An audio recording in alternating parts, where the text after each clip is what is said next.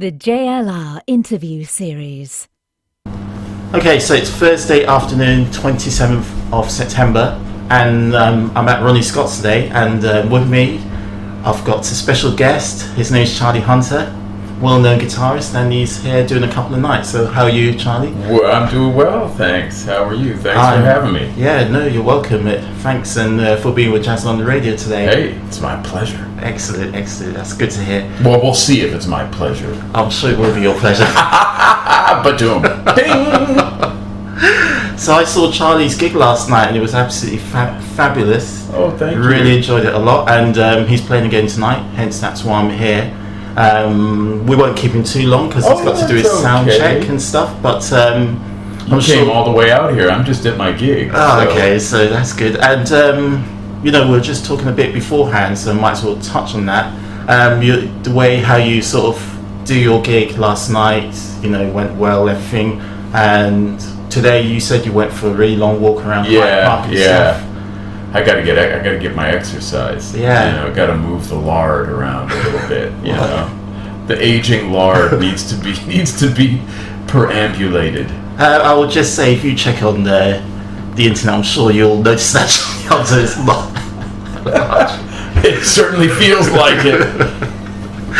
But that's the good thing about central London, though. There's so many big parks and big spaces that even as a tourist, you could come and just go to a place like Hyde Park or Regent's Park. Sure, and just relax. It's amazing, and it's like being in another world, isn't it? Yeah, it is. It's lovely, and the history of Hyde Park with King Henry VIII and all of the various dueling and all the stuff that happened there. We're talking about going back 600 years. Yeah. And even in more recent times, I mean, I haven't seen it recently because I haven't been to Hyde Park that recently, but even like on the Sundays you have the old speakers corner where people get up and start pontificating about the ills of the world. The soapbox. That's to be quite enjoyable. And now they have huge concerts there as well in the summer. I heard, yeah. So, that's lovely, really nice. Yeah. So, really, I just wanted to ask Charlie a few questions today, and just to start off, is this part of a UK tour that you're doing? Or? Yeah, it is. My friend Carter McLean, who's drumming last night, he actually set the tour up because he's a very in-demand drummer and also does a lot of these kind of clinics, which is a popular thing nowadays. So they had him come over for a few of those, and he put me on those, and then we ended up getting these gigs, and we're getting a gig. We're doing a Band on the Wall in Manchester, and something tomorrow in Southampton. Fareham. Oh, okay, place called Fareham. So you're going the length and breadth of the country then? Yes, sir. Yes. Marvelous. And yesterday, to get to yesterday's gig, you were in another part of the country. We had done a gig in Coventry, and we took the train from Coventry ostensibly to Euston Station, but it stopped in Northampton, and so basically that's just starting not far into the journey. No, really, and it was like everyone get off. There's been a power failure, but if you live in New York long enough, or where I lived in New Jersey, that happens every day, something like that. So it's totally normal. But we did have to take a cab for the 2-hour ride because there was no other way to do it. But that's what we do as musicians. You got to get to the gig, Wow. Well, that is that's not good. So basically, they didn't lay on another train or anything. Well, they couldn't because all the power was out in Wembley. All the power. Wembley. Yeah, so that stops everything. Yeah, there's no other way. Oh dear. Well, the good news is you made the gig. And exactly. Yes. Yeah. I don't think anyone noticed that you had a problem getting there. So yeah, it was all good. So so you're doing this, and then tonight, and then you're playing something, and then you're off to Europe, or? Sunday I go back to the States. So I had a tour with Lucy Woodward, singer that I'm playing with a lot, and Keita Ogawa, who's a great drummer percussionist. So we toured the States for a couple weeks, and then I drove from Vermont to Jersey, which is a good 8 hours, and then I slept a few hours and then came here. Wow. And then I go back and I get off and I drive to North Carolina, where I live now, and I have a day there, and then I start another tour in the Midwest, driving to, lots of driving. Wow. Yeah.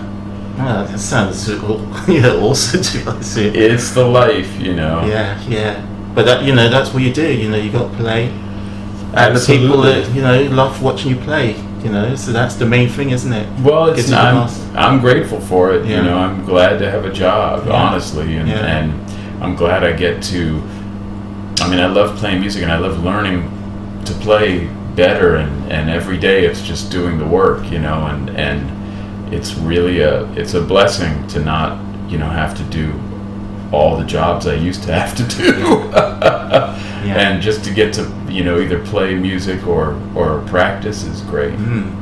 And last night, I mean, you've got trio here. So can you just tell us who the band is? You mentioned the drummer already. Sure, Carter McLean and Yelfris Valdez, great trumpet. He lives here in London, but he's from Cuba. And I played with him and a guy named Kieran McLeod, really nice trombone player from Scotland originally. But they all live in the London area. And when I had Bobby Previtt here a couple years ago, I remember that name. Great. That's a blast from the past. Yeah. And he's playing better than ever. Bobby's he's really unbelievable drummer that people really need to listen to more, in my opinion. But he's more like a percussionist than a sort of typical drummer, would you say? No, he's a... No, when I say percussion, I mean when he plays the drum. Do you remember a guy called Bob Moses? Oh, for sure, yeah. You know, that kind of style of drumming where it's not a typical, you know... Yeah, but the thing about Bobby is that... things going on. But he came up in the late 60s and early 70s, so he could play a groove like nobody's business. But he also spent, you know, he's a composer, so he has that kind of mind as well. Okay, yeah, so that's good. And, you know... what I want to ask you about is, you know, your guitar. So you're primarily consider yourself a guitar player, I guess. You know, yeah, because people know that the fact that you play a 7 or 8 string guitar and it's got the bass sort of strings as well. So basically, you're doing both at the same time. Yeah, sort of. I mean, you know, when I first started doing it many years ago, I really wanted to play as much stuff as possible. So, you know, I had a setup that would do that to try to be impressive, you know. And as time went on, I realized that what it does best is it incorporates the stuff I like from the bass and the stuff I like from the guitar. And it really, you know, for a long time I was really trying for independence, and now I realize that interdependence is a much better pursuit. But it was many years learning independence so that I could actually be interdependent with the parts and really approach it more from a drum set or standpoint in terms of the counterpoint. So I think of it as one thing. I don't really think of it as two things. I think of it as one thing with a lot of counterpoint and a lot of editing, you know, because you can't really play lots of involved, tricky stuff on either end of the spectrum, because it's always a balancing act. You know, it's a when you tip the boat one way, you can only tip it so far before it capsizes. You know, so you have to be very careful about how that works. Okay, I mean that's quite fascinating, because that's some music started. That's when last night when I was watching you and I was thinking about the counterpoint, because I was thinking of similar scenarios, and the thing that kept coming back to me is the bass player singer, and there's so many great bass players who are singers. Yeah, you know, from Sting to Jack Bruce, all the Blank Grimm, all the people you want to mention over the decade, and it's about the counterpoint, because their voice is going in one direction, marking, and their bass is going in another direction. Right. So that's why I kept coming back to counterpoint, and you're doing exactly the same thing, but as a guitarist and bass player. Right. I guess so. It's a similar thing, and it definitely gives you a different feel for the music and a different kind of idea about how to approach music, and especially when there's a lot of improvisation. What I like most about it is you can really sit in the groove, and you can operate from there, and it doesn't have to be fancy, it just has to feel good. And the stuff I like most is that, you know, and playing solos and stuff, I don't get really that excited about it. I just do it so that there's some narrative there, you know, but that's not important to me. What I like is just sitting in the groove and feeling good about that, you know. So, with this guitar that you got, is it a custom-made guitar? Sure, yeah. So it's sort of a maker? How's it Well, work for you? for years I played a guitarist from a guy named Ralph Novak, who developed this whole fan fret thing where the lower you go with each string, the longer the scale length gets for surface area, for more kind of appropriate surface area. And then I played guitars by a guy named Jeff Traugott, who's a very well-known acoustic guitar maker.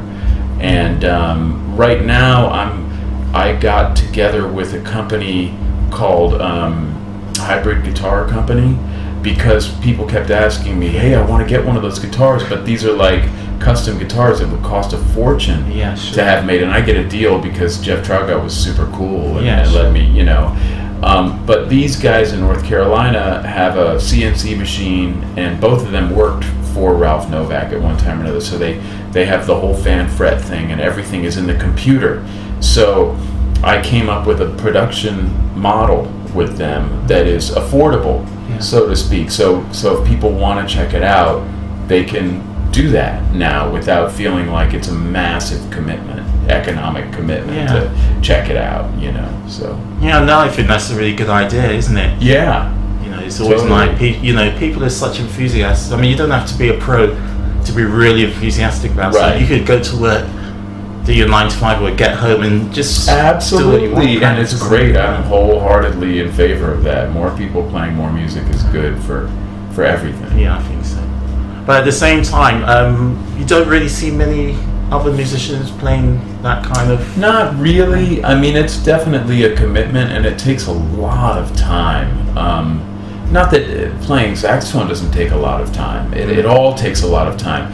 But this takes a lot of time to get to a point where nobody really notices what you're doing. Of course. Which is how I like it. I would rather nobody notice and it just feels good. And then occasionally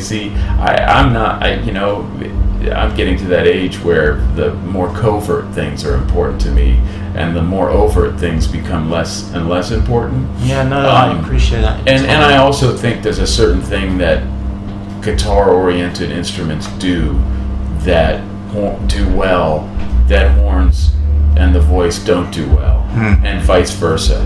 And I think when you get into a situation where you're trying to do a more tenor saxophonistic approach on the guitar in terms of like a linear approach, I think that's a much more harder sell for an audience, because the saxophone, there's so much emotion in the instrument that it's right up in your face. And guitars, it's a little harder sell, and there are people who do it brilliantly, don't get me wrong, but I realized that what sits more comfortably for me is a more country blues based approach, where you're dealing with some melodic stuff, some harmonic stuff, and some rhythmic stuff, and it's all together, because ultimately it is a folk instrument. That's interesting.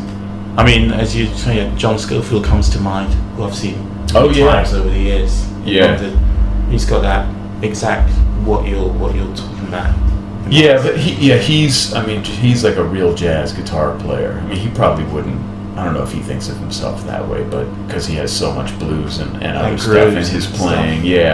But I mean, I love him. He's an awesome musician, obviously, and a great dude as well. So, but that's just and that's makes so much sense for him and playing that way. But for me, of course, we all came up wanting to play like that, but ultimately I found my own niche or path, really, it's a lot to work on, but I like it. And do you use your thumb? You use your thumb to play the bass notes, and then my brother who was with me yesterday, he said you didn't use a plectrum or anything. So no pick. No pick. I mean, I can't play with a pick if I play like 6-string guitar or regular bass or something. But doing it on this instrument just doesn't make a lot of sense. And the other thing I was thinking actually is that you got something like the Chapman stick, which I suppose can do a similar thing. Right.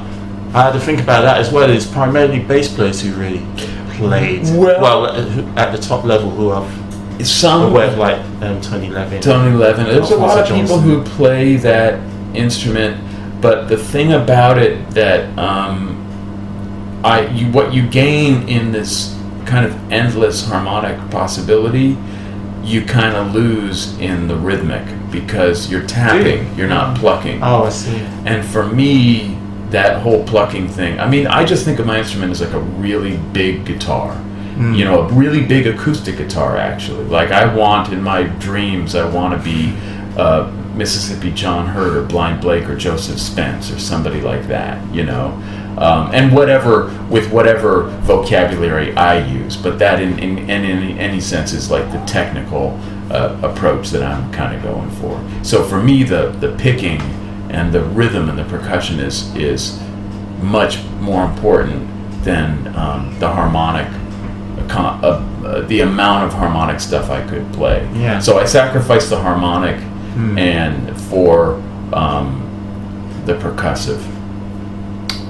Again, you know, I'm thinking John Scofield again, because I think that he has a similar sort of vibe. Yeah, I think, but his approach is, I think, much more linear.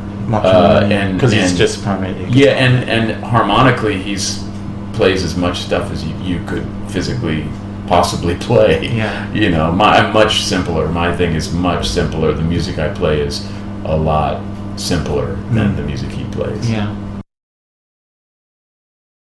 Talking about that, that's another thing, you touched on it as well, and I wanted to bring it up. So, you know, you were saying about your music, which is very groove oriented, basically. So, I mean, what's the inspiration for that musically? You know, who inspired you? Oh, I mean, so many people, you know. I mean, really, you go back to the great kind of pioneering blues guitar players, the people I mentioned, Mississippi John Hurt, Blind Blake, Joseph Spence, really not a blues player, you know, guy from the Bahamas. You go to African music, you go to rhythm and blues, jazz music, early jazz, all the way up to, you know, I guess what you would call hard bop, you know. For me, like, I mean, somebody like Vernel Fournier, I mean, how much harder can anybody groove than that guy? You know, I don't know if that person exists. Or Milt Hinton, you know.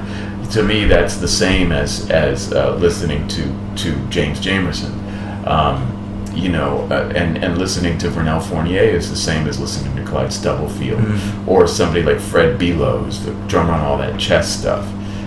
It's just about finding whatever that great groove is, whether it's Brazilian music or West African music, Latin music, the blues, a great shuffle, a nice funk beat. I mean, that's what makes me happy. Yeah, you know? and you did. I'm sure you did a sort of Bob Marley covers. Yes, sir. Yeah, we did. Yeah, years back. Yeah. But you know, that was before I really got my quote unquote stuff together. You know, I mean, I feel like I was playing decently on that, but I really, at that point, I really had only been playing the instrument 3 or 4 years. You know.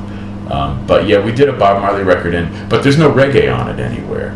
You know, because look. If you're dealing with like Carlton Barrett and Aston Barrett and you're trying to play like that, sorry, don't even bother. Because those guys are so deep. That's some of the deepest rhythm playing you're ever going to hear. That bass playing is like some of the deepest pocket that has ever existed on the planet. So I wasn't about to try to play that music and like meet those guys and be embarrassed, you know? And it turned out that we put that record out and jazz people hated it. Hippies loved it, and Jamaicans loved it, because I ended up hooking up with Chinna Smith through that, and he said, you know, we really appreciated that record because you didn't try to play that terrible American reggae on it, and we really appreciated it, and that made my day. That's all I needed to hear. I was like, okay, I had the right idea for once, you know. Actually, one of my favorite records, which I play a lot on the station, and actually I use a couple of tunes, is Segways, which really works well, is Return the Candyman. Oh, thanks, man. From 20 years ago now. Sure, yes, wow. sir, yeah. Goodness. Yeah, it's been a while. Yeah, but the addition of stuff on Harrison Vibes really added something different. Yeah, it just had done too much horn stuff. My only regret with that record, and I love Scott Amendola, he's fantastic. I mean, he's like my partner in crime for so much stuff.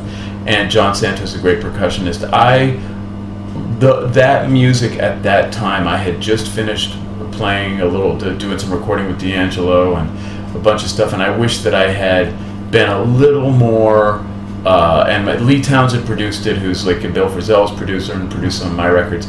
I wish that I had just called up Russ Elevato and Questlove and said, I want to do this record, and D'Angelo, and said, will you play on my record and let's do it? Because I think it would have probably been more along the lines of what I was intending to do. Okay. But it was, the budget's not there, and you play with guys you play with, and it ended up being pretty cool. It's not my favorite record, that's for fine, sure. yeah. But it's good for segways and stuff like that. No, well, let's just say it sounds fine to me. And that's the most important thing, really. Well, thank you. As long as somebody purchases as long as somebody likes it, you know. Of things to come is one of the segues I love to use. Oh yeah, well that's Stefan's tune. Yeah, because he did it later on one of his records. Yeah. That is a great tune. Yeah.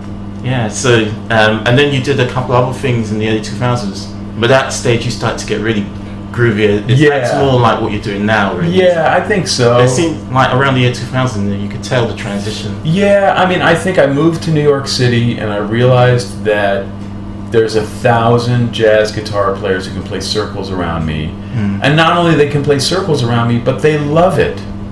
They live for that. And I don't live for it. Yeah. And it's a lot. It's a lot to I mean, if you wanted me to play on a bebop gig, I could get through it. But I would give you the number of 100 other people to call before you called me. But I could get through it, and I think it's important. I think it's important to check out Charlie Parker, and it's important to check out all of that music and really digest it and deal with it deeply before you say that it's not for you or whatever it is. But I just realized that that this is, why am I doing this? I don't really like odd time signatures. I don't enjoy that. I don't like solos, to be totally honest. I don't like listening to lots and lots of solos. Me personally, it doesn't mean that it's wrong, because there are people that are my greatest friends who are damn good at it. But it's just it's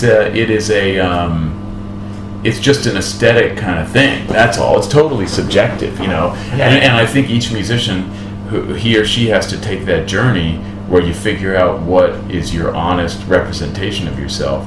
And it's kind of hard because, for what I do, for a lot of those people, probably they would never want to do it. It's too corny for them, or it's too simple, or whatever. But for me, it's the right thing. It's not the right thing for them. Sure. Sure. I mean, do you think that's for like young musicians always coming through? Do you think it takes them a while to find out what they really want to do, and they have to go through? I think so, and I think it's harder today for young musicians because they have access to every bit of musical information that was ever recorded, but they don't have a cultural connection or a personal narrative to go with their experience learning it. So it's kind of unfair because they're expected to know how to play a Fela gig, and the next night they're expected to play some crazy odd time signature math jazz, and the next night they're supposed to be expected to play some authentic blues. No one's going to be able to do that. I don't know anybody that can do all that stuff to that level. Yet these kids are expected to do that. So on the one hand, they have access to everything, but they're also expected to master all of it. And even the next most galling part, there are no opportunities for them.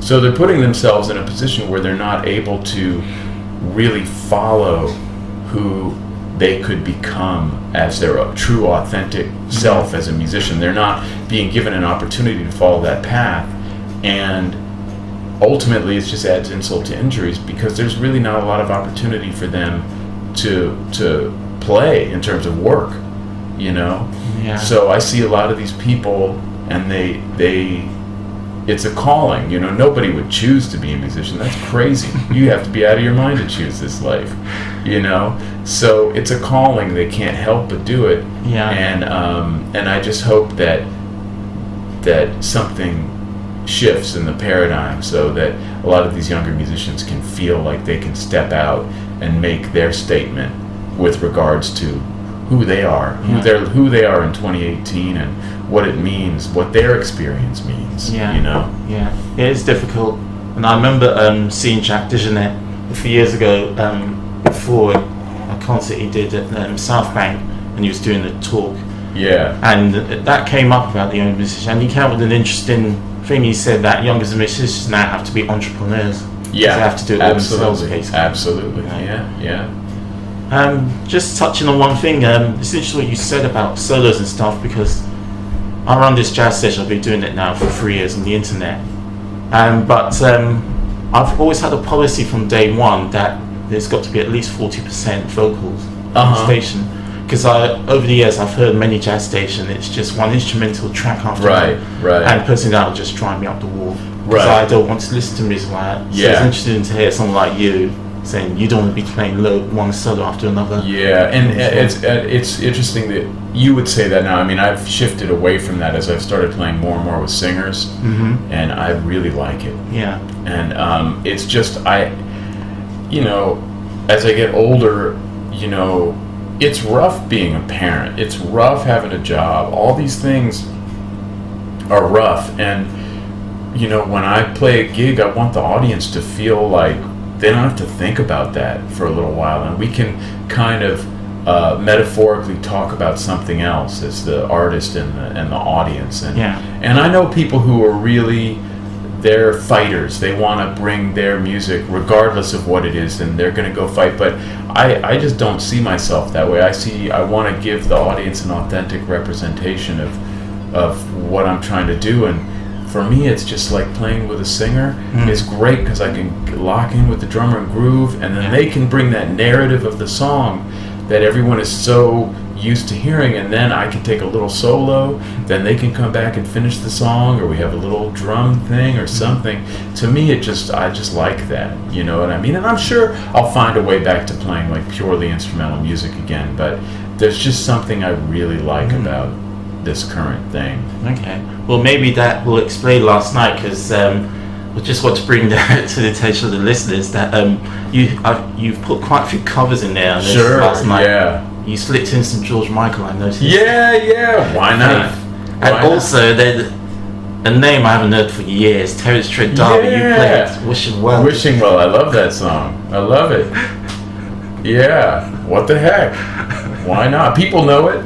No, it's good. At first I heard it, I was thinking, what is this? And it's going through my head, and I'm trying to think, I'm thinking, then all of a sudden it just hit me.